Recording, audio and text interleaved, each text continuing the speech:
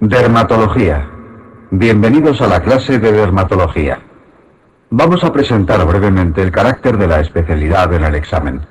Del total de preguntas no es de las que más peso tiene. Por otra parte, la dermatología es muy amplia en cuanto al número de enfermedades que abarca. Por tanto, la actitud más rentable es ser selectivo. Se debe aprender lo más preguntado de cada patología, es decir, lo más característico de cada enfermedad. Para ello, a lo largo de la clase, insistiremos en los detalles más importantes de cada sección.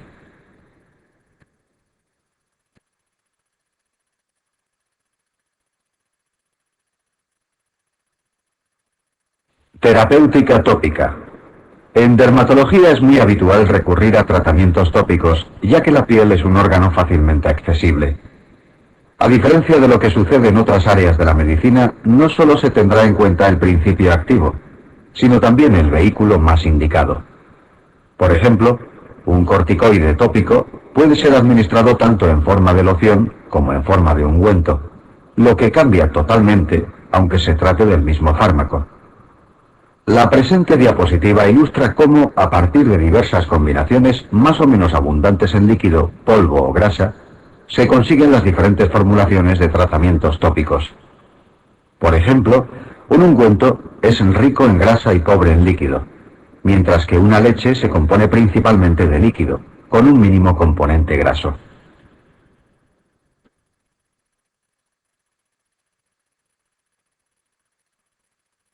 Dependiendo del tipo de lesión, emplearemos un vehículo u otro. Cuando se trata de una lesión aguda y exudativa, no es aconsejable emplear pomadas ni ungüentos. En este caso, la abundancia en grasa de estos preparados facilitaría la maceración de la lesión.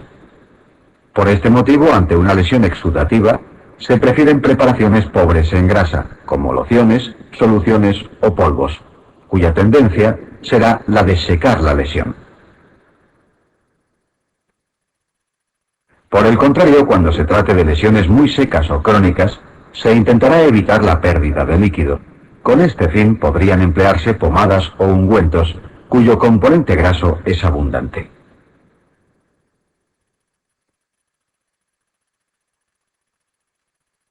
Lesiones elementales. Las diversas patologías dermatológicas pueden clasificarse en función del tipo de lesiones que producen. La definición de cada tipo de lesión está ampliamente desarrollada en el manual CTO. Desde el punto de vista didáctico, es más sencillo aprenderlas con las distintas dermatosis, por lo que iremos hablando de ellas según las estudiemos. Esta diapositiva muestra las peculiaridades más importantes de algunas de ellas. No obstante, insistimos en la conveniencia de estudiarlas a lo largo del resto de la presentación. Aquí podemos ver un esquema de algunas de las lesiones elementales dermatológicas tomado del manual CTO. A continuación expondremos las dermatosis más importantes para el examen.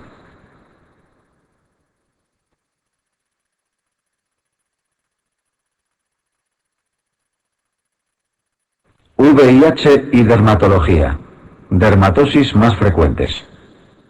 La aparición del VIH fue un factor que condicionó un auténtico cambio en la práctica de la dermatología. Existen ciertas dermatosis que son mucho más frecuentes en el paciente VIH que en la población general, por lo que su presencia puede ser un marcador de esta infección. Algunas de las dermatosis más frecuentes en estos pacientes son las que exponemos. Sarcoma de Kaposi. Vemos nódulos indurados con aspecto de mora, cubiertos en algunas zonas de una fina descamación blanquecina. Esta enfermedad se debe a la infección por un virus, el virus herpes humano 8, VHH8, y es mucho más frecuente entre pacientes homosexuales. Candidiasis oral MUVED. En casi la totalidad de los casos, los pacientes VIH padecen una candidiasis orofaríngea a lo largo de su enfermedad. Dermatitis seborreica. Se trata de la dermatosis no infecciosa más frecuente en el VIH. El 50% de estos pacientes la padecen en algún momento de su enfermedad. No obstante, hay que tener en cuenta que un 3-4% de la población general la padece alguna vez en su vida, por lo que es bastante frecuente fuera del VIH. Es importante tener en cuenta que en el paciente VIH positivo suele ser bastante más extensa e intensa que en seronegativos.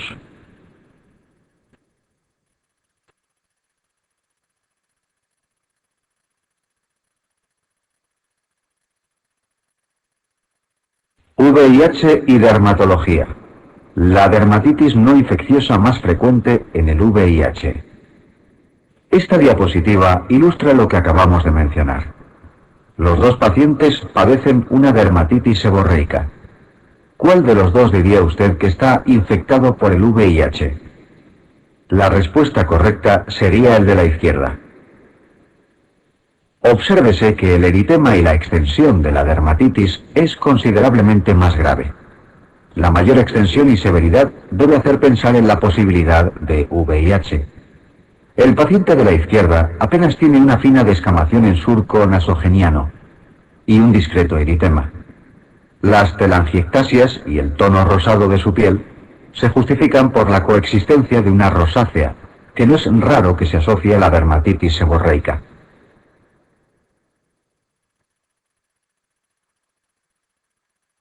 En la patogenia de la dermatitis seborreica está implicado un hongo, el Pityrosporum ovale. Existen múltiples tratamientos posibles, pero uno de los más extendidos son los antifúngicos tópicos, dada la implicación de este microorganismo.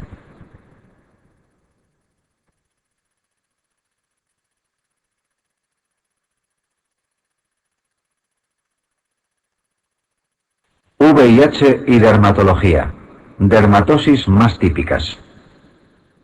Otras patologías cutáneas son menos frecuentes en estos pacientes, pero su presencia puede ser más significativa para pensar en el VIH. Siendo menos frecuentes, serían más específicas. En la diapositiva que comentamos aparecen tres de ellas. La angiomatosis bacilar. Esta dermatosis se produce por Bartonella enselae y clínicamente recuerda a un sarcoma de Kaposi. Foliculitis eosinofílica. El diagnóstico se confirmaría histológicamente apreciándose un infiltrado de eosinófilos, que es lo que da nombre a la enfermedad. Clínicamente se caracteriza por producir bastante prurito.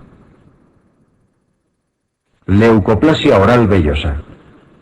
Esta entidad se caracteriza por placas blanquecinas que, a diferencia de la candidiasis oral, asientan en los bordes laterales de la lengua. La produce el virus de Epstein-Barr y es característica de las fases avanzadas de la enfermedad.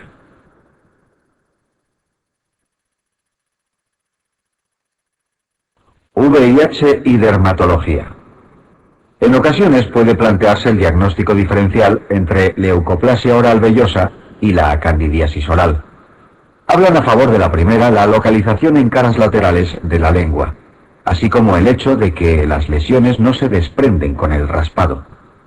No existe ningún tratamiento específico para la leucoplasia oral vellosa, pero se ha comprobado que mejora con el tratamiento antirretroviral, puesto que éste refuerza la inmunidad del paciente. En cambio, para la candidiasis oral pueden emplearse antifúngicos. VPH y sus obras. Pasemos ahora a hablar brevemente de las enfermedades víricas cutáneas. La primera de la que vamos a hablar es la infección por virus del papiloma humano, VPH. Este puede producir diversas lesiones clínicas como las verrugas vulgares, verrugas plantares, verrugas planas o condilomas acuminados, también conocidos como verrugas genitales.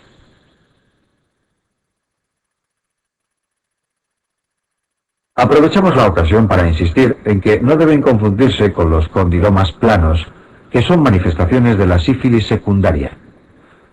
El tratamiento de esta infección se basa en la destrucción de las células parasitadas por el VPH, queratolíticos, crioterapia, electrocoagulación. No obstante, también puede recurrirse a tratamientos que estimulen a las defensas frente a este virus, como sucede con el imiquimod, tratamiento tópico.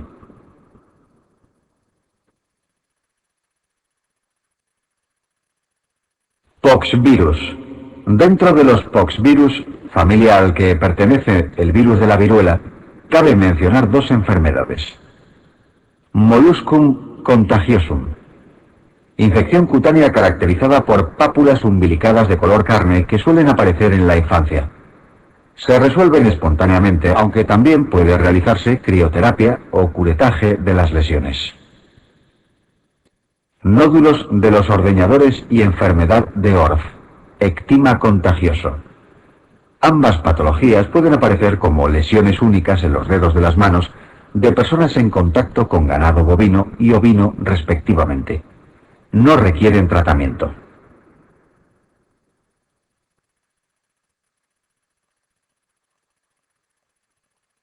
Enfermedad de Jannotti-Crosty. La primoinfección por virus de la hepatitis B puede dar lugar a un cuadro cutáneo llamado enfermedad de Jannotti-Crosty. Aparecen pápulas eritematosas asintomáticas en zonas sacras, cara, extremidades y nalgas, en un brote de unas 2-3 semanas de evolución que remite espontáneamente. Puede ser debida a otros virus, enterovirus, adenovirus o citomegalovirus, y en estos casos se denomina síndrome de Jannotti-Crosty. No existe un tratamiento específico y se resuelve espontáneamente.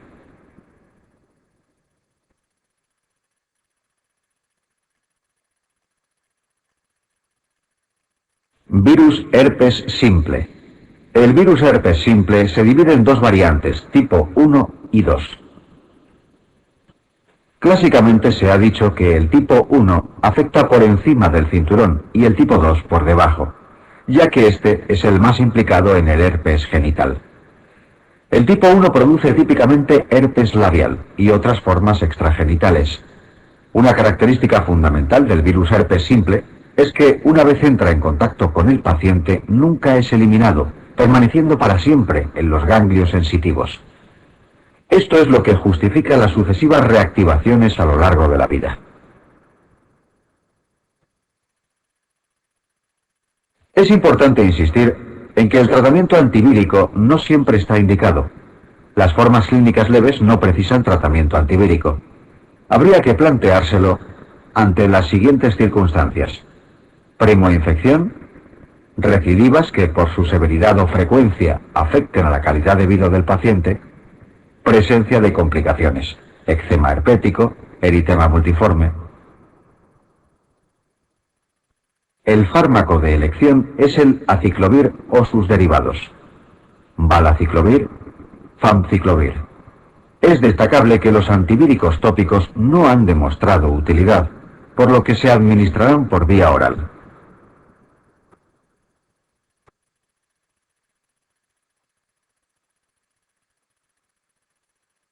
Virus varicela zoster.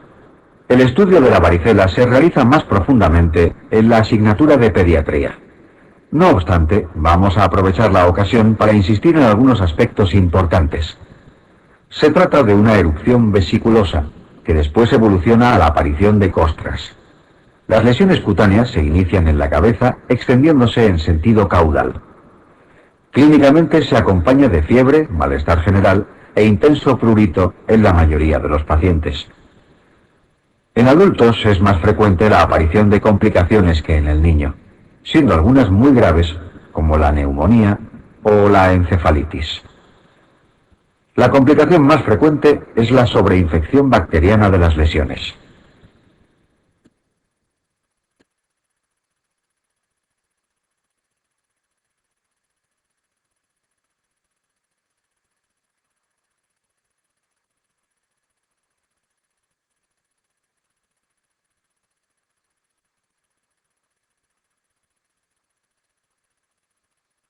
La reactivación del virus de la varicela produce un cuadro conocido como herpes zoster. Su localización más frecuente es la torácica. Se caracteriza por la aparición de lesiones vesiculosas umbilicadas con distribución metamérica unilateral, es decir, distribuyéndose en la zona de inervación de un nervio determinado.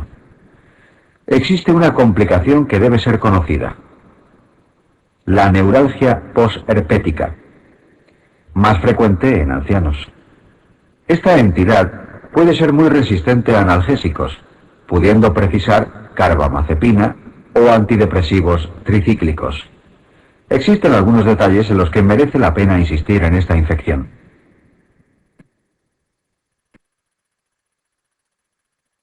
La afectación de la primera rama del trigémino, punta de la nariz, entre otras zonas, hace necesaria la evaluación de un oftalmólogo, porque puede asociar afectación corneal. El tratamiento es más eficaz cuando se instaura durante las primeras 24-48 horas.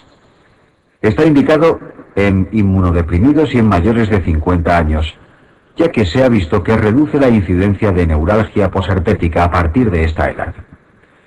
El fármaco de elección es el aciclovir y derivados. No obstante, existe actualmente una nueva molécula, la abribudina, también eficaz.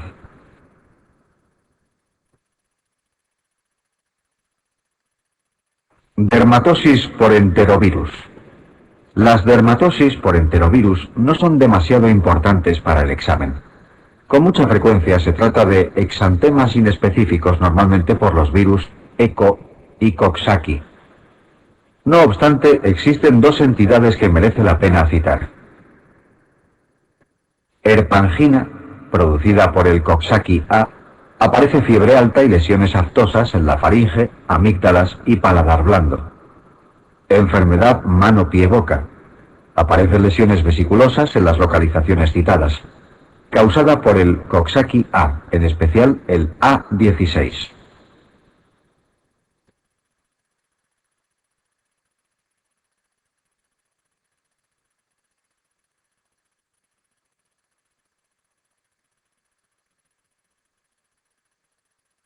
Candidiasis. A continuación hablaremos brevemente de las dermatosis fúngicas más importantes, comenzando por la candidiasis. Esta infección es producida por levaduras saprófitas del grupo Candida, casi siempre Candida albicans. La inmunosupresión o ciertas condiciones, humedad, antibioterapia, Cushing, embarazo, anticonceptivos, favorecen el paso de la forma saprófita a la forma patógena, apareciendo las lesiones. Puede producir multitud de cuadros clínicos. Intértrigo. Placa eritematosa en grandes pliegues. Son típicas las fisuras en el fondo del pliegue y las lesiones pápulo-pustulosas en la periferia de la lesión. Afectación mucosa. Serían cuadros muy diversos, como queilitis, vaginitis, glositis. En el caso del paciente inmunodeprimido, es muy habitual la aparición del muguet o candidiasis oral. Onicomicosis. Este hongo, igual que los dermatofitos, puede afectar a las uñas. Onicomicosis. Estas imágenes ilustran la diferencia entre la afectación ungueal por cándida y las tiñas ungueales. En el caso de la paronique candidiásica, existiría perionixis, es decir, inflamación periungueal. En cambio, en las tiñas ungueales no existiría.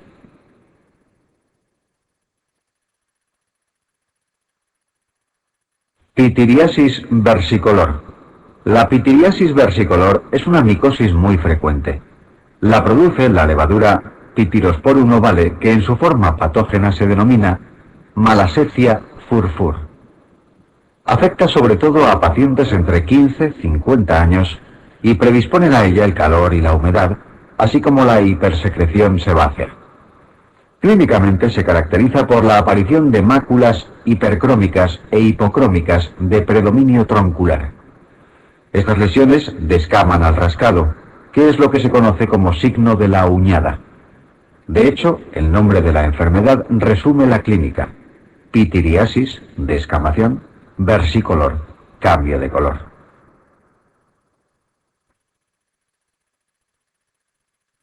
El diagnóstico es clínico, aunque podemos apoyarnos en la luz de Wood, con la que emite una fluorescencia amarillo-anaranjada.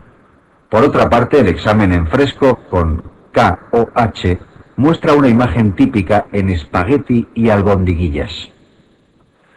El tratamiento será tópico en muchas ocasiones con antifúngicos y midazólicos, dada la implicación de un hongo en su patogenia.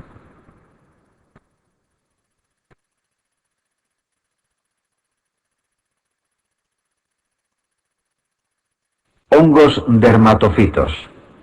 Los hongos dermatofitos son aquellos que se alimentan de queratina como su nombre indica.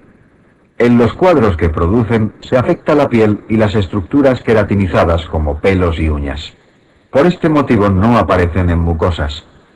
Son capaces de producir una importante variedad de cuadros clínicos, como veremos a continuación. El diagnóstico se realiza mediante cultivos microbiológicos. Puede también emplearse la luz de Wood, pero normalmente negativa, excepto en un pequeño número de estos hongos. Dentro de la gran variedad de hongos dermatofitos que existen, el más frecuente en general es el T. rubrum. La inmunidad frente a los hongos está fundamentada en linfocitos T. Por este motivo, los corticoides no están indicados en el tratamiento de estas infecciones. Es importante insistir en este detalle, puesto que a veces las tiñas son confundidas con otras enfermedades de la piel y tratadas erróneamente con estos productos.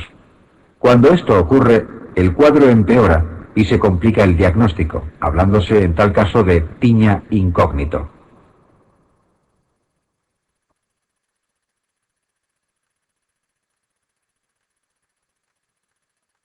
Herpes circinado, Tinea corporis. Una de las infecciones por dermatofitos es el herpes circinado. También recibe el nombre de Tinea corporis. Consiste en lesiones de morfología circular con bordes elevados, eritematosos y descamativos. No es raro que además se produzca prurito. Según van creciendo, el centro se va curando, quedando los bordes más activos. Este patrón lesional es lo que se conoce como circinado, borde activo y tendencia a la curación en el centro.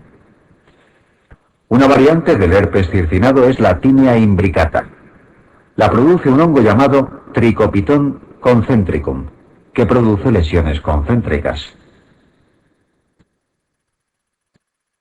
Las lesiones que se producen en el herpes circinado pueden ser múltiples, como en este caso. Insistimos una vez más en que si se tratase erróneamente con corticoides, se modificaría el aspecto clínico de la lesión, empeoraría y plantearía importantes dudas diagnósticas. Observa una vez más cómo las lesiones tienden a curarse en el centro, siendo más activos los bordes de las mismas.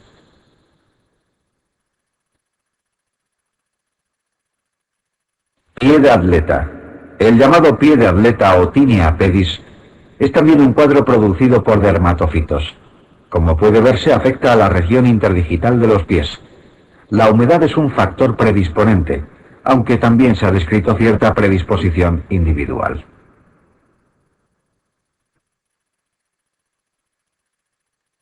Eczema marginado de hebra, Tinea cruris.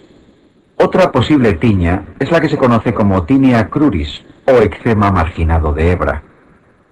Produce placas eritematosas descamativas en la región inguinal, con fluorescencia negativa con la luz de Wood. En ocasiones puede confundirse con una candidiasis inguinal, pero existen dos hechos que hablan a favor de Tinea cruris: la mayor descamación y la ausencia de lesiones pustulosas satélites, que son típicas de la candidiasis. Tiña tonsurante. Esta imagen corresponde a una tiña del cuero cabelludo, Tinea capitis o Tinea tonsurans. Es un cuadro típico de la infancia. Cursa clínicamente como placas alopécicas con pelos rotos y con descamación. Al llegar a la pubertad, suelen curar espontáneamente sin dejar cicatriz.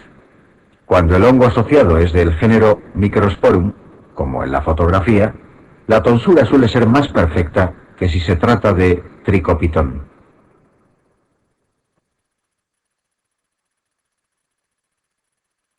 Querion de Celso. Existen ciertos tipos de tiña conocidas como tiñas inflamatorias. Estas asocian una inflamación bastante más severa, por lo que dejan cicatrices y alopecias cicatrizales. Suelen deberse a hongos dermatofitos con reservorio animal, es decir, zoofílicos.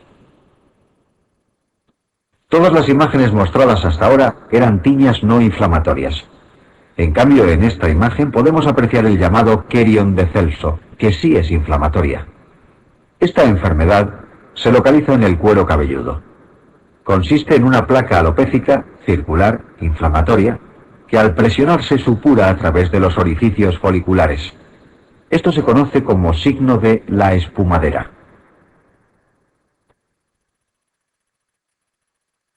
Tinea favus. La tinea favus es también una forma de tiña inflamatoria. Se localiza en el cuero cabelludo, como el querion de Celso. Consiste en la aparición de pústulas foliculares que al secarse se deprimen adoptando la forma de una cazoleta fábica. Posteriormente se cubren de costras amarillentas, escútulas. El agente causal es el Trichophyton schoenleini.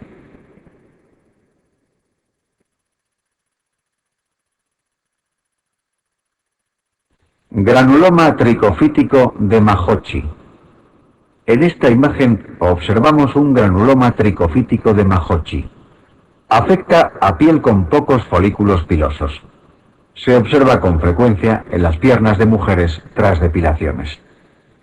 Igual que la tinea favus y el querion de Celso, es una tiña inflamatoria.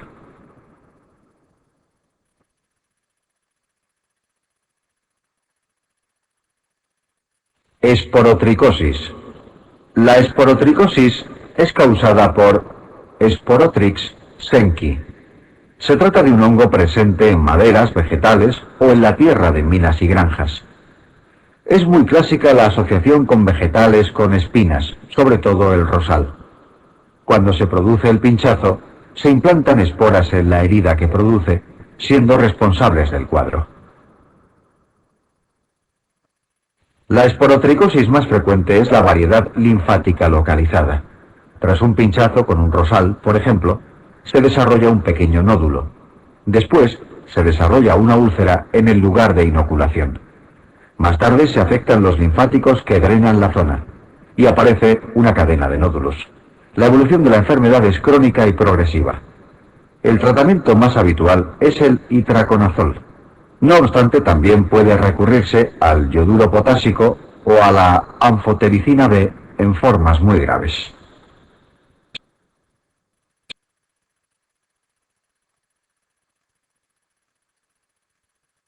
Antimicóticos en dermatología. Los antimicóticos son un tema relativamente complejo y no muy preguntado en el examen. Basta que recuerdes algunas de las principales indicaciones y efectos secundarios de cada uno. Los imidazólicos, itraconazol, fluconazol, son de amplio espectro. Existen formulaciones tópicas y por vía oral, reservándose en este caso para las formas más graves o resistentes. La terbinafina puede también usarse vía tópica u oral. En caso de emplearse vía oral, solo es útil frente a las tiñas. Aunque su toxicidad es escasa, en ocasiones puede producir problemas hepáticos. La griseofulvina es un antifúngico por vía oral. Solo es eficaz frente a las tiñas, por lo que son su única indicación. Puede producir dispepsia y otras molestias gastrointestinales, lo que a veces limita su uso. La anistatina es un antifúngico tópico cuya única indicación es el género Cándida. Es poco tóxico, pero su eficacia es también bastante limitada.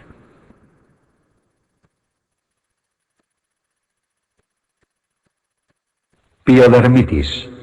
Las enfermedades bacterianas de la piel son con mayor frecuencia producidas por gram positivos.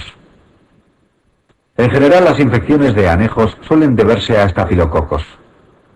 Las que solo afectan a dermis suelen deberse a estreptococos.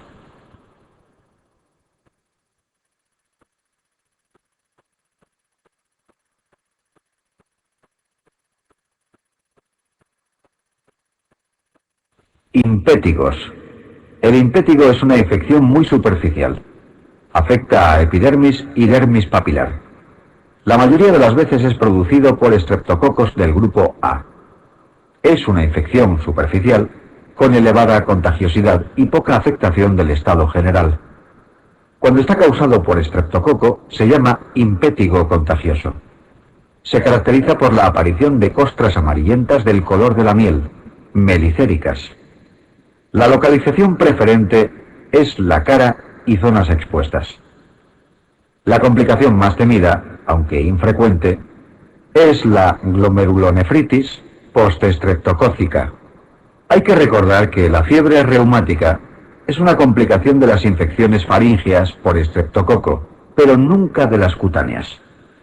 Aunque el agente causal es el estreptococo, a veces se ven implicados otros gram positivos.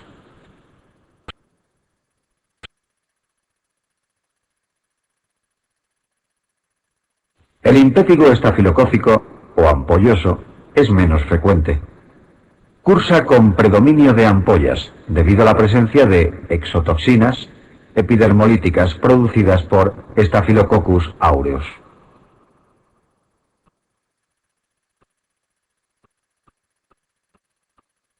Erisipela. La erisipela es una infección bacteriana que afecta a la dermis superficial. El agente causal más frecuente es Streptococcus pyogenes, aunque Staphylococcus aureus también es habitual. Consiste en una placa eritematosa, dolorosa a la palpación, edematosa y con aumento de la temperatura local. Suele estar bien delimitada. A veces se acompaña de afectación del estado general. Existen ciertos factores predisponentes, como la diabetes mellitus, la insuficiencia venosa crónica o el linfedema. La localización más frecuente son los miembros inferiores y la cara.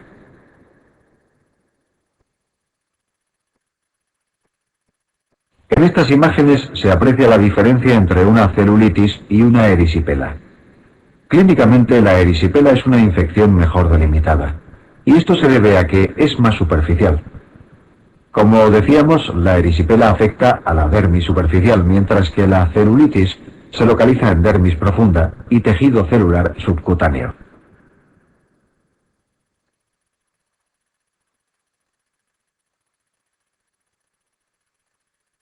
Infecciones estafilocócicas. Las infecciones anexiales, como las foliculitis y los forúnculos, suelen deberse a Staphylococcus aureus.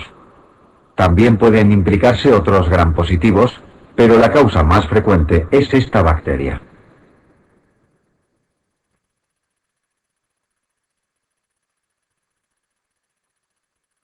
Anthrax.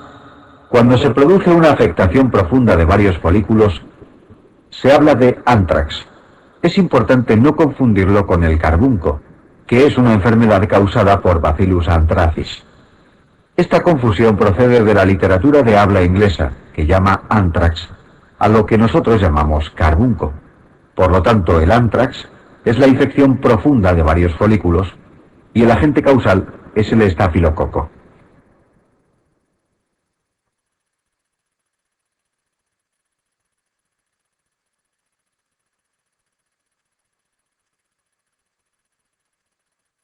Hidrosadenitis. La hidrosadenitis es una inflamación aguda o crónica de las glándulas sudoríparas apocrinas. La localización típica coincide con las áreas de distribución de estas glándulas, ingles y axilas. Se debe a la oclusión de la glándula e infección secundaria por Staphylococcus aureus y otros gérmenes. Los factores hormonales tienen mucha importancia. Por ello, este cuadro aparece después de la pubertad. La forma aguda se manifiesta por nódulos dolorosos inflamatorios y eritematosos. Pueden ascesificarse y drenar pus al exterior. La aparición de brotes sucesivos produce cicatrices, tractos fibrosos y trayectos fistulosos entre nódulos. Por ello es muy frecuente la recidiva. El proceso de reparación provoca la aparición de cicatrices que ocluyen otras glándulas. Esto puede hacer que se cronifique la enfermedad. En el tratamiento se emplean antibióticos orales durante largos periodos. Tetraciclinas, penicilinas, cefalosporinas, antiinflamatorios orales, corticoides intralesionales y drenaje de los abscesos. En las formas crónicas y más severas puede ser necesario el tratamiento con retinoides orales e incluso la cirugía.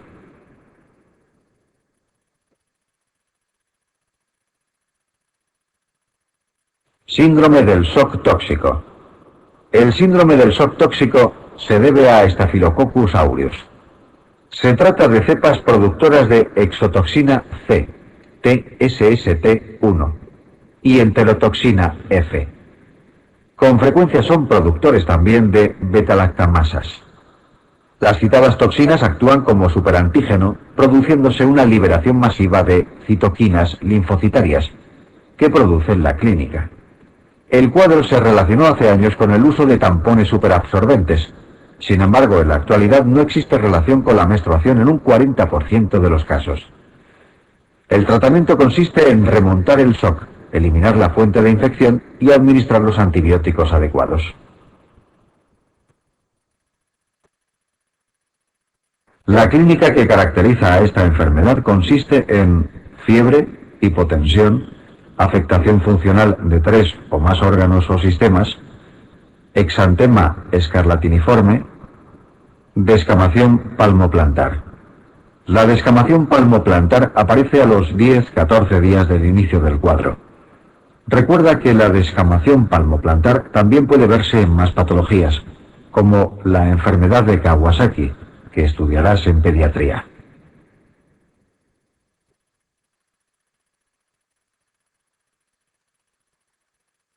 Lepra.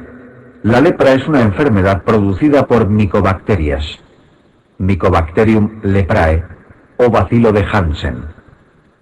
Los órganos diana son la piel y el sistema nervioso periférico.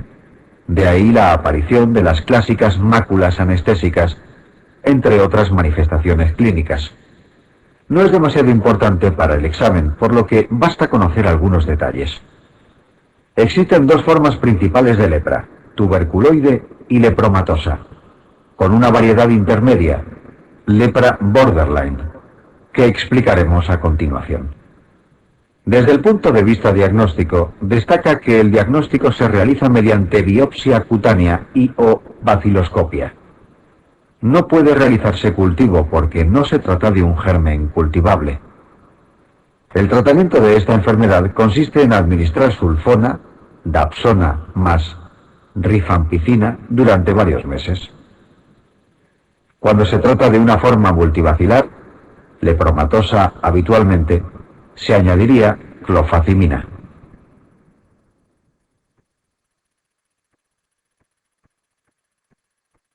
Lepra tuberculoide.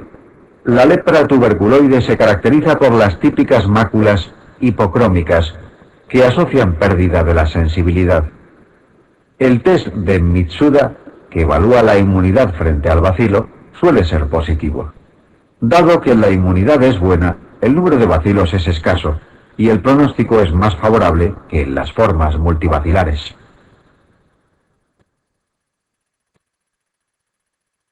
Lepra lepromatosa. La lepra lepromatosa, al contrario que la tuberculoide, asocia una mala respuesta inmunológica. Por este motivo, la reacción de Mitsuda es negativa y proliferan abundantemente los bacilos. Ya que la inmunidad es mala, puede incluso afectar a órganos internos y producir la muerte del paciente. Desde el punto de vista cutáneo, se caracteriza por la aparición de lepromas y a nivel facial existe una expresión típica llamada facies leonina.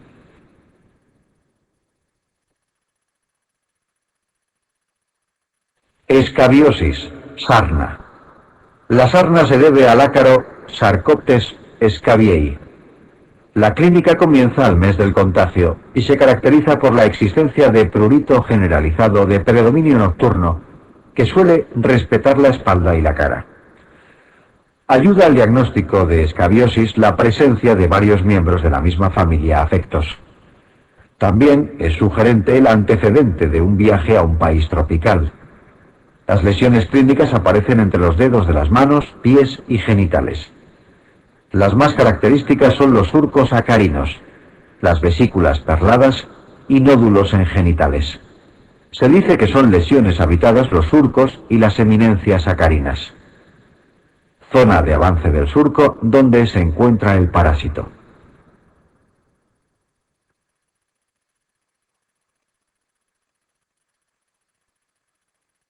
Otras zonas típicas son las areolas mamarias, muñecas y axilas. En los lactantes se afectan con frecuencia las palmas y plantas. Para el tratamiento de la escabiosis existen varias alternativas. No obstante, las más empleadas son permetrina tópica al 5%. Es el de elección por su poca toxicidad. Además, puede ser empleada en embarazadas y en niños. Lindano tópico al 1%. Irrita y es neurotóxico, por lo que está contraindicado en embarazadas y niños. También es eficaz la ivermectina, pero su uso está aún en estudio y no está generalizado.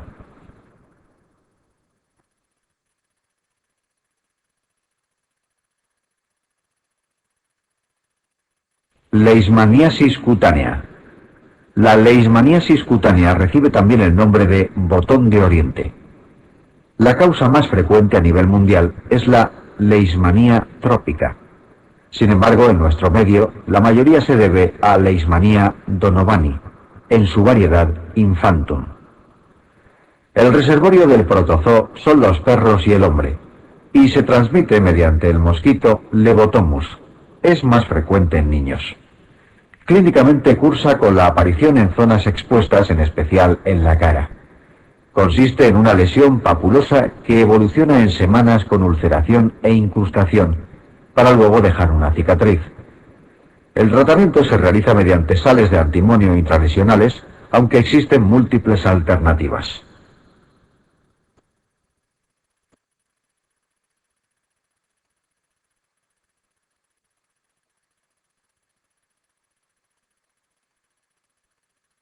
Líquen plano. Es una enfermedad inflamatoria de la piel relativamente frecuente. Afecta a ambos sexos por igual. Aparece en la edad media de la vida. No se conoce. Aunque la causa es desconocida, se ha relacionado con el virus de la hepatitis C, así como con ciertos fármacos como antipalúdicos, tiacidas y sales de oro. Clínicamente es típica la aparición de pápulas planas, poligonales, rojo-violáceas, muy pruriginosas. Muestran en su superficie un reticulado blanquecino típico, estrías de Wickham. Se localizan en la cara flexora de muñecas y antebrazos, tobillos, región lumbosacra y flancos.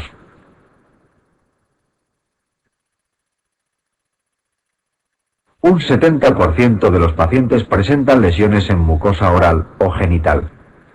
Estas lesiones son asintomáticas y producen un reticulado blanquecino muy característico.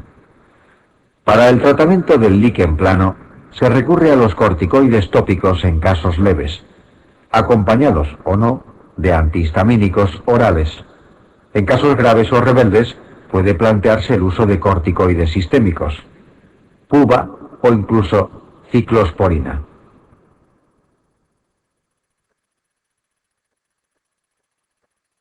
En estas imágenes se aprecian las características lesiones reticuladas del líquen en mucosas. En algunas ocasiones, estas lesiones pueden ser erosivas, con una clínica muy molesta y de difícil tratamiento. A largo plazo es posible que acaben produciendo un carcinoma epidermoide.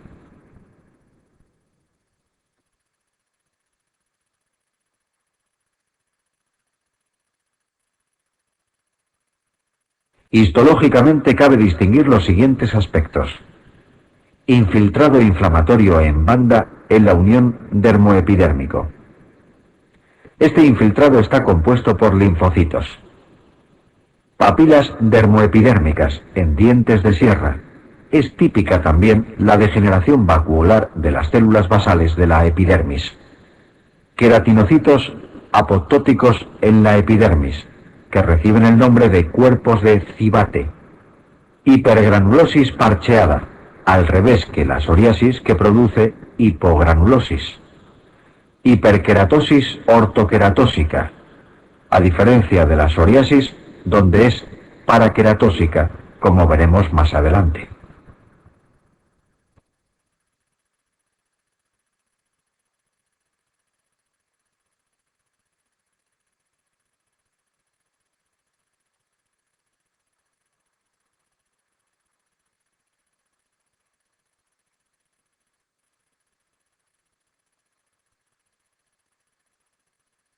Psoriasis. La psoriasis es una enfermedad inflamatoria crónica de la piel. Su causa es desconocida. Evoluciona en brotes y se manifiesta de forma muy variable entre unos pacientes y otros. Es muy frecuente, ya que afecta a un 1-2% de la población. Puede aparecer a cualquier edad, con un máximo de incidencia entre los 20 y 30 años. Aunque su origen es desconocido, se sabe que influyen múltiples factores. Existe un componente genético. Un tercio de los pacientes con psoriasis tienen antecedentes familiares de esta enfermedad. Las infecciones pueden desencadenar brotes de psoriasis, como sucede con la psoriasis en gotas, que veremos más adelante. Hay ciertos fármacos que pueden producir o agravar un brote de psoriasis: litio, betabloqueantes, AINES,